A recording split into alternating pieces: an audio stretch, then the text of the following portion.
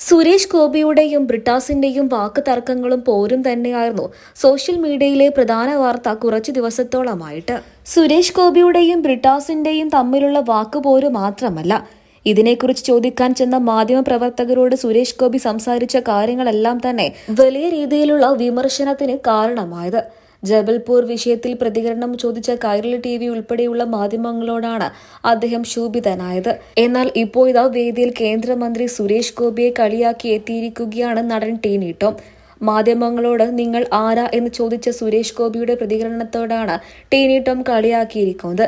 തൃശൂർ വേണം, അതിങ്ങ് എടുക്കണം, എനിക്കിങ്ങ് തരണമെന്ന് പറഞ്ഞുകൊണ്ടിരുന്ന ആളിപ്പോൾ നിങ്ങളൊക്കെ ആരാണെന്ന് ചോദിച്ചു തുടങ്ങിയിരിക്കുകയാണ്. നിങ്ങളൊക്കെ ആരാ, മാധ്യമമോ? എനിക്ക് ജനങ്ങളോട് മാത്രമേ സംസാരിക്കാനുള്ളൂ എന്നും പറയുകയാണ്.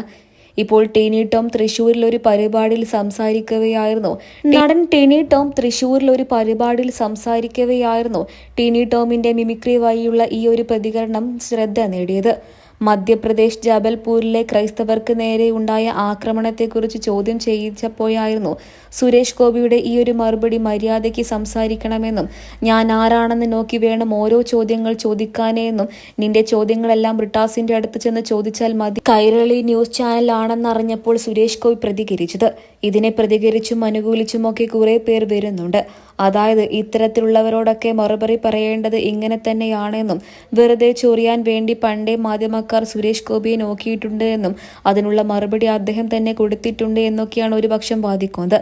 അതേസമയം സുരേഷ് ഗോപി ഇപ്പോൾ ആകെ മാറി മറഞ്ഞു എന്നും പണ്ടത്തെ ആ സുരേഷ് ഗോപി അല്ല എന്നും തൃശൂർ ഞാനിങ്ങനെ എടുക്കുക എന്ന് പറഞ്ഞ വ്യക്തി അല്ല എന്നും അദ്ദേഹത്തിന്റെ സ്വഭാവത്തിൽ മാത്രമല്ല പെരുമാറ്റത്തിലൊക്കെ തന്നെ ഈ മാറ്റങ്ങൾ വന്നു എന്നും പറയുന്നുണ്ട്.